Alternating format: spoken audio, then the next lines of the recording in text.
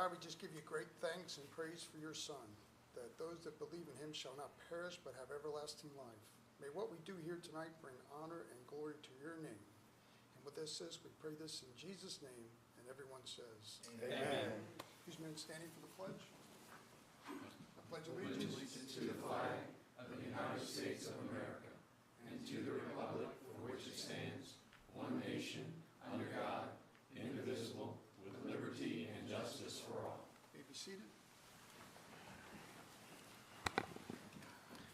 Okay, do we have any changes to tonight's agenda? Yes, sir, we have one. We removed new business item number 2. It'll be dealt with at the next council meeting. Okay, very good. All of you have received the minutes from our last meeting. If there are no questions or comments, I'll accept the motion to receive the minutes. So moved. We have a motion from Councilman McCoy. Is there a second? Councilman Holland, I'll second that motion. Thank you. All those in favor say aye. Aye. Those opposed? Okay, it's unanimous. Okay, public comment. Do we have anybody here tonight for public comment? Dan Cannon. Mr. Cannon, would you mind coming up?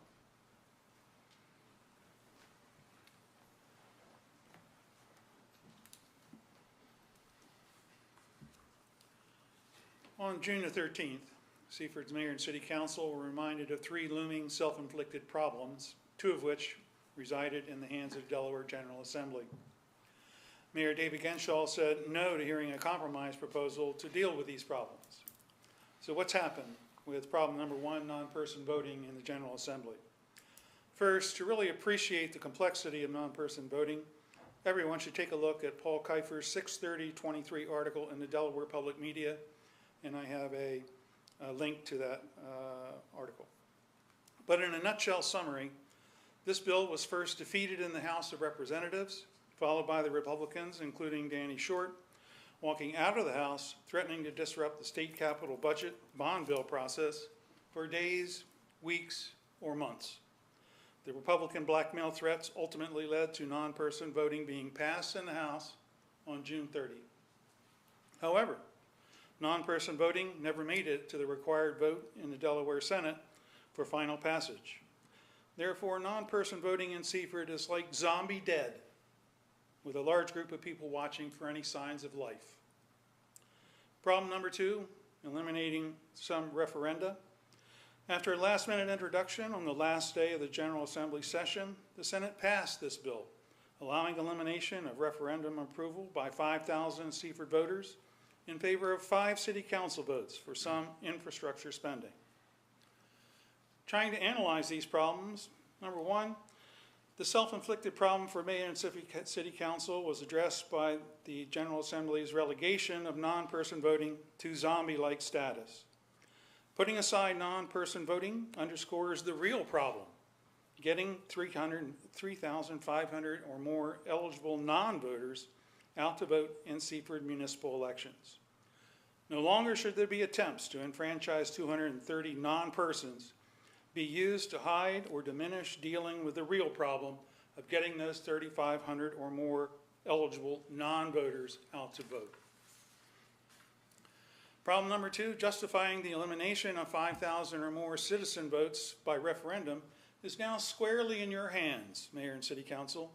A skeptical Seaford public remains to be convinced of actual critical need to exercise such power by only 5 members of the City Council. After ethical and legal Seaford snafus like right to work and feudal remains, no wonder other skeptics cause Mayor Genshaw to ask, quote, "Why are you in the General Assembly picking on Seaford?" unquote.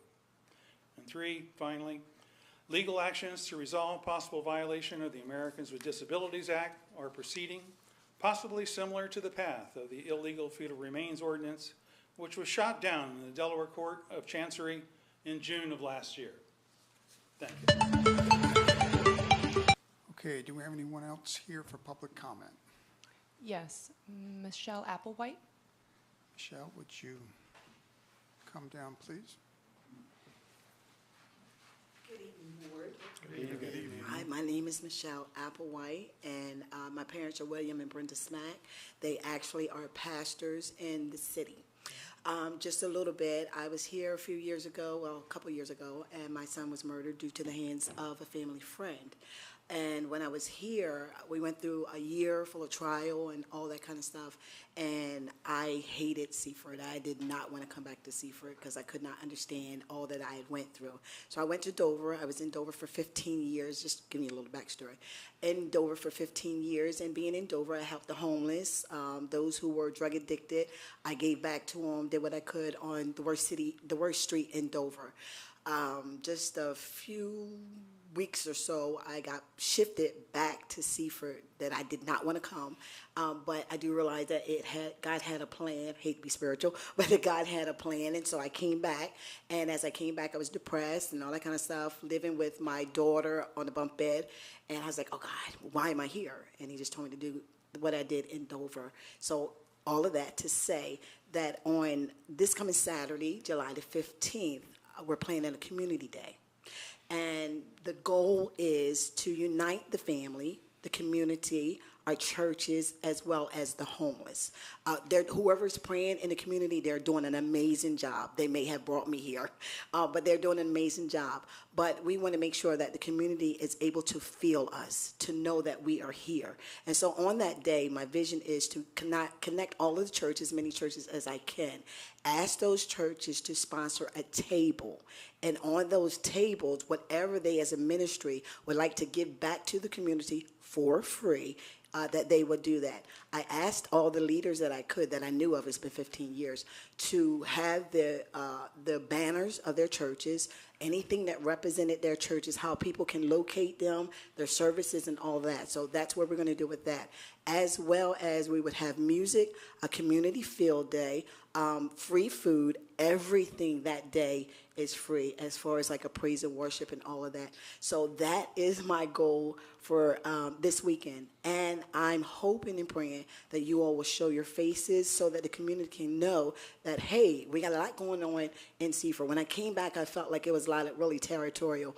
So on my flyer, I purposely did not put a name of a church, a name of a person strategically. So when people see the flyers, all they see is a community fun day, and it'll make people want to come out. Thank you for your time. Thank you, Michelle. So that event's going to be held behind City Hall here in the grass so lot. sorry. That's okay. No, I'm gonna tie it all up for you from 10 to 4, right back here. There's some flyers here. And we'll put some up at the front lobby, and we'll put them out. And then if you have extras here, we can pass them down the road if you have enough. I do. Can I say something else real quick? Sure. Okay, so what I did, because I'm unfamiliar now with the city, even though my parents are here, I just would go to the ministry and still go back. I connected with Pastor Helena Bailey, who is also part of the community. I think she's, if I'm not mistaken, school system and all of that. So she connected with me. There's another church that connected me because I really didn't have the finances to do it, but I have faith in God, and I know he's able to do it because it's for a good cause.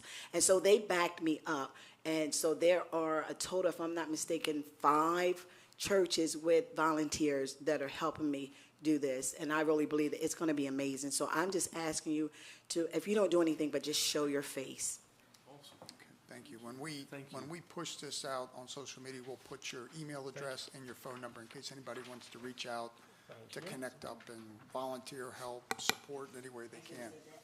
Thank you. Thank you for your time. Oh, no, you did a great job. You did a great job. Is there anyone else here for public comment tonight? No? Okay. Okay, we'll go on to new business number 1. We're going to call up Director Mears to walk us through the request for speed humps. Yep. Good evening, Mayor and Council. Good evening. So as you all know, we have installed some speed humps on Nylon Boulevard and also Magnolia Drive. And so far, so good. But what we didn't have was a procedure and a specification on how to request speed bumps, how to install speed bumps, what criteria it takes to install them and request them. So I went ahead and put this policy together, and I'm hoping that it can get approved, so this way we have some kind of criteria that we can then fall back on when they are requested. With that, I also am asking for a moratorium on installing any new speed bumps for some period of time until we can evaluate the performance of these. You know, we might want to change up the size of them, the location of them, and things like that, so. Thank you, sir. Thank you. Okay, does council have any questions for Director Mears? I got one. Yes, sir. Hey, Mills, have you heard any feedback from the ones that you have set up? Yeah, so what I'm hearing from residents that actually live on the streets where they are, they enjoy them. Well, Okay. they like them. No complaints yeah. better than the last ones? Yeah. So They I like think, them. I think part of this request was, I think people saw them and all of a sudden there was tons of requests for them everywhere in the city. Right. So we needed to create a process that, you know, number one, there's a cost to do them and we need to really work on that. So, good question. Any other questions from council? If not, I'll accept the motion. All right, Mr. Mayor, Councilman King, I'll make a motion to approve the speed hump request procedures and engineering guideline policy document and place a temporary moratorium on the placement of additional speed humps until performance evaluations can be completed for the existing installations as presented. Okay, we have a motion from Councilman King. Is there a second? Councilman Holland, I second that motion. We have a second. Okay, all those in favor say aye. Aye. Those opposed? Okay, it's unanimous. All right, next we have the bids on trash and recycling services. Ms. Hickey's going to walk us through that. Good evening, Mayor and Council. Good Good evening. So we had one bidder for our trash and recycling services. I do just want to preface that we usually have a 2-year contract, but due to just generically lack of service, we sent a letter out and we were not going to extend our service to Republic. I did let them know they are still welcome to bid, but we would just take that under consideration, and in which they did not present a bid. So the only bidder we had was Waste Industries, for a total amount of $23,201 in the first year, and then $24,581 in the second year, should this first year be satisfactory. Okay, are there any questions from council in regards to the trash and recycling service? Yes, sir. Katie, can you compare what Waste Industries price is versus, you said it was Republic So before? I did, I mean, excuse how me. much of an escalation or how much less is it? It is, I need to pull an exact number for you, but I do have that bid tabulation of what it would have cost the city had we done, kept that service, and I do believe it was around between a $4,000 to $5,000 increase of what Waste Industries versus that, but I can get the exact number for you if you would like. I'm just curious to, you know, what kind of premium we paid for just having a single bidder, whether Right. that was. Correct. Whether whether Waste Industries was an outlier, and if we had competition, that maybe it could have been less. Correct. I will say, if you compare, they give out in the bid sheet, which I can share, it is a monthly charge for each department. And other than certain areas, some of the prices were definitely comparable to our to Republic Services. There were just certain things that just happened to be a little bit higher that got serviced more, so that adds up very quickly. Yeah, and I think you got to consider that the previous low bidder was not performing, so Correct. this may be a valuable, you know, Yes. have value in it, so. But I would like to see more than one bidder. Agreed. Councilman Bradley, did you have a question? Yes, I did. In my situation, I have to, when I end service, send a registered letter ahead of time, or it automatically grandfathers in by law. Is that the case with municipalities, or are you exempted from that? No, they responded to a bid document that gives them the start and end of the contract, and as the superintendent spoke, we have a 1-year contract with an option to renew at set prices. So our contract document would trump that situation that you have. Yeah, I was actually billed for a can removal, and I told them they could keep it there. I'd be happy to have it sit on the property. Any other questions from council? If not, I'll accept the motion. Councilman Holland, Mr. Mayor, I make the motion to award the bid for trash and recycling service to Waste Industries in the amount of $23,201 as presented. Okay, we have a motion from Councilman Holland. Is there a second? Councilman McCoy, I'll second. Okay, all those in favor say aye. Aye. Those opposed? Okay, it's unanimous. While you're standing in front of us, I do want to say thank you for all of your work on Riverfest. It was, I think, 145 degrees out, and That was in the shade. you, I also know that every employee in the city touches Riverfest in some format or another, and some a lot more, but I thought it was a well-attended event all the way up till the rain came, and I appreciate you helping highlight Seaford and the river, so thank you so much. Thank you, and I will certainly pass on this praise to the committee because Okay. they are to be praised as well. Amen. Thank you. All right, next we have the bids on the generator maintenance, and that's Director Mears again. So we are at the end of our 2-year contract with Premium Power, who provided the service for the past 2 years. They did a great job. Like the trash bid, we only received one bid, and the one bid was from Premium Power again.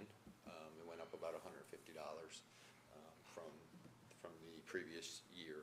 So it's a good deal. I'm very, very satisfied with their service. Okay. Any questions in regards to the generator maintenance bid? If not, I'll accept a motion.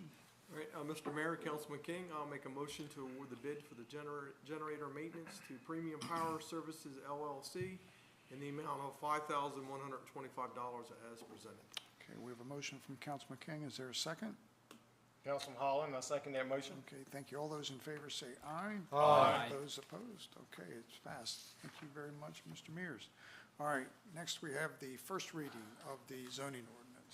Okay, so in your package, we have the first reading of revisions to the Seaford zoning ordinance, section 1529, and that is uses by right, and specifically, it's section A1 to include warehouse and storage usage in association with general merchandise stores, department stores, and other permitted uses in the zone.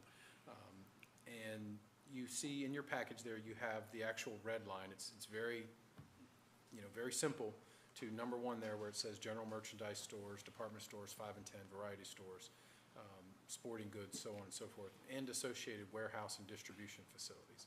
So we have been approached, the Code Department and the Economic Development Division, by some people who want to develop along Sussex Highway and develop these multi-use buildings where it has a retail store frontage and then it has these warehouse and distribution facilities. This is a little newer phenomenon where delivery is starting to become more prevalent to people, to contractors, to business people. So we worked on this, and this is the proposal we have for consideration to the City Council to amend our zoning ordinance to permit this in C1 general commercial districts as well as C2 highway commercial districts, because C2 does reference back to the uses in C1. Just my maybe final comment is that this, because it is a change to the zoning ordinance, would require a public hearing. So if council decides after this first reading to move forward, we would schedule the public hearing for August 29th, which is the final, let me check that date for you. August 22nd. I did not have the right date. Yep, August 22nd, so that date isn't correct. That would be the public hearing date that we would schedule and advertise, because we have to do that. And then after the public hearing on August 22nd, if council decides to adopt it, they could We'd have our second have the reading. second reading and Okay. adoption at that point. Okay. Certainly, I can try to answer any questions council might have. All right, does council have any questions in regards to this first reading of this zoning change?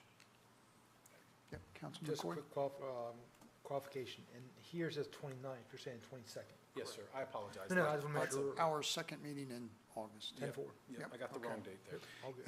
Any other questions? If not, this will come back on the second meeting in August on the 22nd for a public hearing and a second reading if there's no questions. Okay. All right, old business. Call for a motion. Yes, I do. Typically, a first reading doesn't need a You motion. need to call for a motion for the public hearing. We do need to do that, yes, sir, you are correct. Thank you. So if they're not, then we do need a motion for the August 22nd public hearing. Councilman Holland, Mr. Mayor, make a motion to set the public hearing date for the ordinance revision in August 22nd, 2023, as presented. Okay, we have a motion. Is there a second? I'll second. Councilman McCoy seconds. All those in favor say aye. Aye. Those opposed, the case passes. Thank you for catching that, Councilman Henderson. Okay, any old business? No, sir. Reminders of meetings? None, sir? Are you sure? Yes, sir. Okay, we'll go to committee reports, Code, Parks and Rec, Councilman Bradley. Okay. To my extended family, Mr. Mayor, Mr. City Manager, members of the council, and guests. I will start with my Parks and Recs report. Youth pickle ball has been completed, best ever, 28. Some of the parents expressed an interest in getting involved. So on Thursday, there is going to be an adult clinic, and 13 or 14 people have already showed interest in it so far. Believe it or not, fall youth soccer and flag football is just around the corner. This normally comprises 350 young people, which I think is great, and I don't mind as the Devil's Workshop. There are continued improvements made to the Jay's Nest. No opening date yet, though, and I'll continue to keep you posted on that. It's currently open. It is open. Oh, it is? Sorry, Oh, yes, sir. excuse me. I Yes, sir. stand corrected. Yep. Meeting this morning, I didn't realize that. Riverfest was a success, 470 in the float, with only 2 health incidents, a heat stroke and a seizure, with medical assistance immediately. Thank goodness. It ended abruptly with a storm about 3 p.m. There may be some discussion about refreshing or revamping next year. We will see. Regrettably, I have never attended a Riverfest during daylight hours. My employer is not flexible with Saturday time off. Okay? So we'll discuss the code part first. I like to save that for last. Permits for the year to 11, about average. If anyone attended a yard sale on my property on 315 Front Saturday, I am not giving refunds because it was unauthorized and the police were summoned. Muirfield 2 is completed, and number 1 house has been started in phase 3. Also, 1 home has been completed in Bel Air. At the last council meeting, there was a discussion about the small tree line blocking the parking at Riverwalk. It's a beautiful area, and I encourage everyone once again to visit it. During this past week, I would like to share 3 incidents Marie and I witnessed. 7:04, 5:30 p.m., a couple exited the tree line separately, each going in opposite directions. I haven't done that since I was 15 years old, so yuck. The following day, on 7/7, 8:45 p.m., we're taking Scout out for his evening walk. Late model Volvo turns down the hill at a brisk rate, and I'm not sure he wanted to catch the dusk sunset. 7:08, 8 p.m., 3 cars parked at the base of South Cannon Street. There was a beat-up black Mercedes with Florida tags arriving at the scene. I am so glad that this is being addressed at this time. I enjoy seeing the families down there and would be disappointed if the area got a bad reputation. On a brighter note, we have new residents from Arizona on Pine, and Marie spoke to someone who used to live on Pine and wants to move back. Respectfully submitted, Mike Bradley. Okay, thank you very much. Next, we have Police and Fire, Councilman Henderson. Thank you, Mr. Mayor. The communications from Chief Wilson of the Fire Department. There's a total of 526 calls for the year in the fire department proper, for an average of 2.7 calls per day. EMS, for the year, to date is 2,142 calls for an average of 11.2 calls per day. Moving down, you'll see a total of 520 calls. That's been split up for in-city calls, out-of-city, and assists, and you'll see that we're running approximately 50% in-city and out-of-city and mutual aid. And that, you have, on the EMS side, though, there is almost 2/3 of the calls are in-city, with 1,152 calls in-city, 687 out-of-city, and 80 mutual aid assists, for a total of 1,999 calls. Pardon me. Under significant incidents, on July 3rd, out of the city, there at 406 Highland Boulevard, there was a residential fire where the home was struck by lightning. On the 6th of July, there was an assist with Station 81, 832 Johnson Road, for another residential fire. And then on 7/8, the department provided Riverfest event coverage. Under apparatus, ambulance B87 is out of service. That's the damage repair that's being done at a local body shop. You'll see a chart there with fuel usage. There were 70. The equipment went to the pumps 70 times. 1,151 plus gallons were used, for a total cost of $4,048.87. Unleaded was 31 times, and diesel was 39. So they're going through quite a bit of fuel. The last training event was held at the industrial park on, it's coming up, I'm sorry, it's on July 19th, and that'll be part 2 of the engine company operations. And then the next training after that will be August 2nd, and that's to be announced. The chart below is just illustrates the number of hours and the number of class hours and the number of total man hours that have been spent in training. And you'll see that a total of 1,440 man hours have been spent in training by the department. Under EMS, as was previously mentioned, the career staffing at Riverfest, they had 2 patients, one from heat exhaustion and 1 seizure. They provided 47 hours of coverage and 6 people working, the above staffing level for the day. Ambulance A87, which is not noted to be out of service, but it had an air leak and that was repaired, so I'm assuming it's back in service. Ambulance C87 had its front brakes replaced and the recall on calipers for the front brakes. The firefighter and EMT Hannah Wheatley has completed 1 year of service time as a full-time EMS firefighter. So if you encounter her, please congratulate her for her 1 year anniversary. And we have I'm going to abbreviate the chief's report. It's very long under news and events, but I will say that the committee's currently reviewing the ladder truck specifications.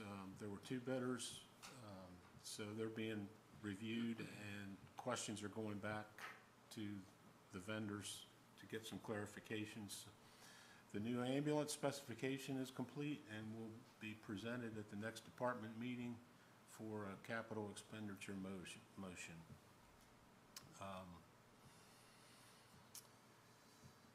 The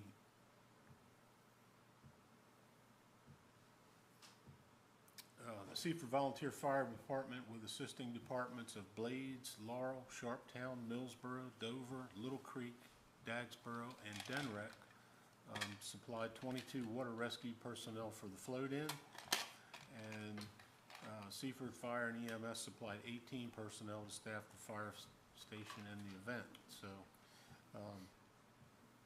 kudos to the fire department for providing all the manpower and coverage for the event. The new Chief Command Tahoe is in service, so they're waiting the graphics and all the bells and whistles. So look for it to be out and about, all dressed up here very soon.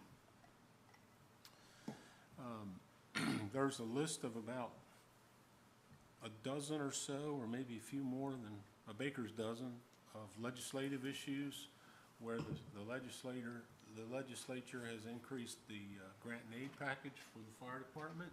So I encourage you to go through it. I got no reports of anything that was cut, and there were significant increases to grant and aid all throughout their package. So thank you, local legislators, for increasing funding to the fire departments. Moving on to the police department. Chief Kraft has supplied an in-depth report with comparatives for the periods 2019 up to year-to-date 2013, and you'll see that you'll see all the events there totalized. But for this period, there were a total of 205 crimes, 13 adults and 1 juvenile. You'll see the distribution. 17 of those crimes were felonies. The clearance rate has dropped down a little bit, but it's still slightly above average. And there's 18 pending active and 14 pending inactive cases.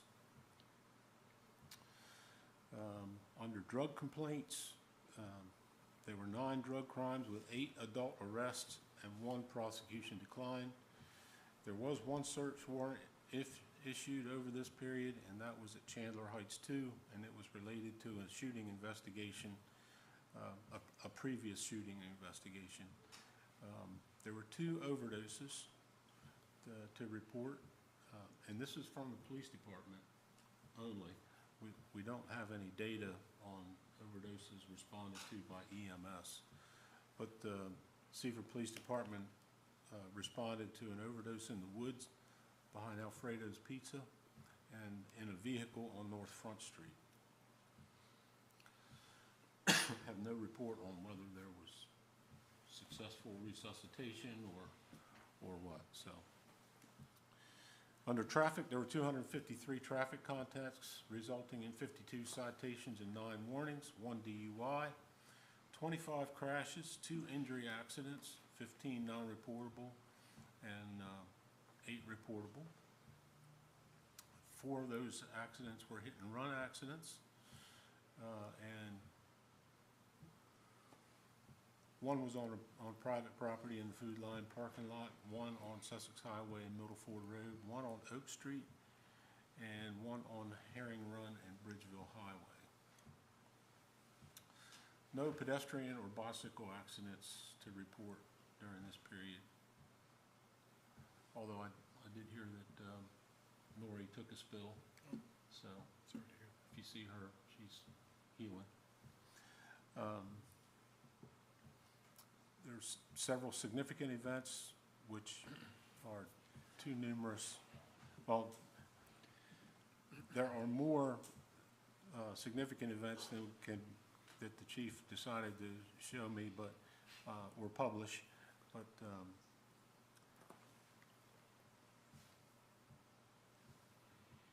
I will share the one that ties in. On 7/9, the Seaford PD dispatched to East Poplar Street and North Street for a reported assault. Upon arrival, officers contacted 2 female victims with visible scratches and scrapes, and they stated they were jumped by defendants Passion Drummond and Taja Bacon. Passion was alleged to have scratched and bit the victim, and Taja allegedly removed the concealed handgun from a blue bag and displayed it to the victims. The defendants fled in a black Ford Fusion and were apprehended a short time later on Concord Road by Seaford Police Department and Delaware State Police. A search of the vehicle resulted in 1.3 grams of crack cocaine and a scale, which was claimed by Passion. Taja was arrested for possessing a firearm by a person prohibited and carrying a concealed deadly weapon, and disorderly conduct, and was released on unsecured bond. Passion was arrested for assault in third degree, endangering the welfare of a child twice, and criminal mischief, possession, and paraphernalia, and she was released on unsecured bond. So there's one of several significant incidents that are out there. I'd like to thank the police department for their presence and keeping order on at Riverfest. I will close by giving a report on the cadet. Cadet Brumley conducted a foot and bicycle patrols on High Street. Cadet Brumley also conducted a follow-up resulting in 2 arrests. He handled 7 reports. He assisted as a show of kindness to the Rehoboth, or gratefulness, I'll say, not kindness, gratefulness. He assisted Rehoboth Beach Police Department with traffic control duties regarding their fireworks display, and he also worked Riverfest.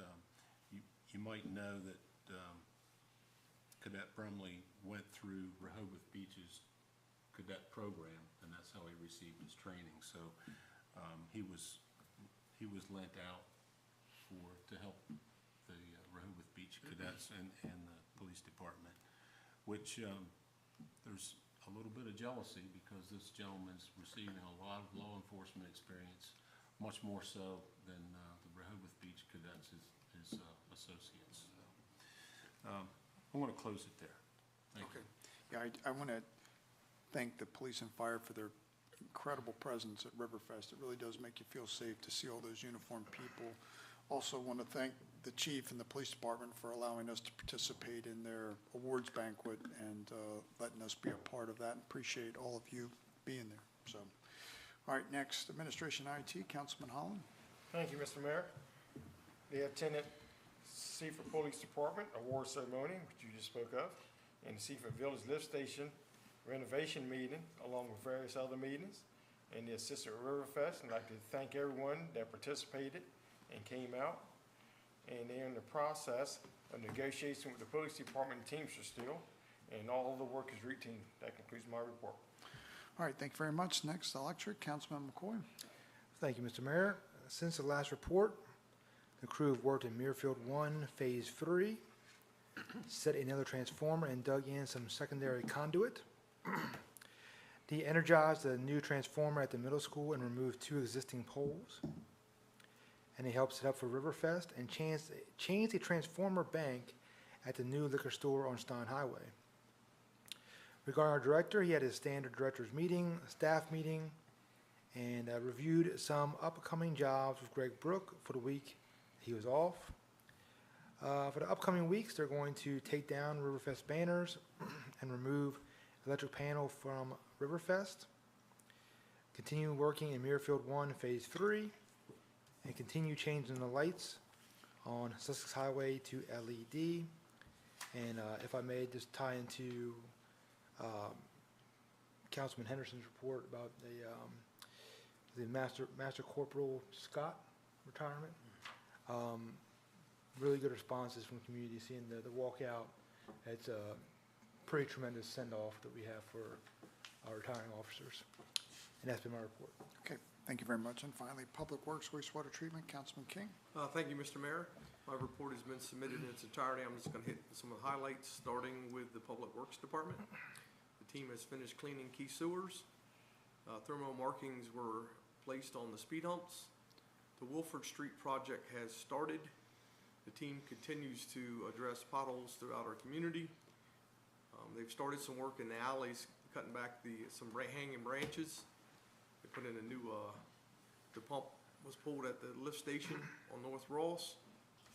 And just to echo, then they participated in helping set up Riverfest. And just to kind of echo what everyone said here tonight, it takes the entire team to pull this off, and we just appreciate the hard work and dedication, because it's a busy week to begin with, and then when you add Riverfest into it and the heat and everything else, it gets busier. So just thank you. Jumping over to the wastewater treatment facility, the team is getting ready for a DNRAC compliance inspection that's going to be held on 7/19. The team has upgraded the storage and chlorine building, and a water line was replaced at the control building. Some of the projects that are going to happen over the next couple weeks, they're going to install a new water service on Shipley and Pennsylvania Avenue as well. They're going to install a new soda ash pump at 534. Going to continue to paint curbs, and fire hydrant replacement is an ongoing project. And once again, the same thing with the wastewater treatment facility. They jumped in and teamed up and assisted with tent setups. So once again, I just appreciate all the hard work. And that concludes my report.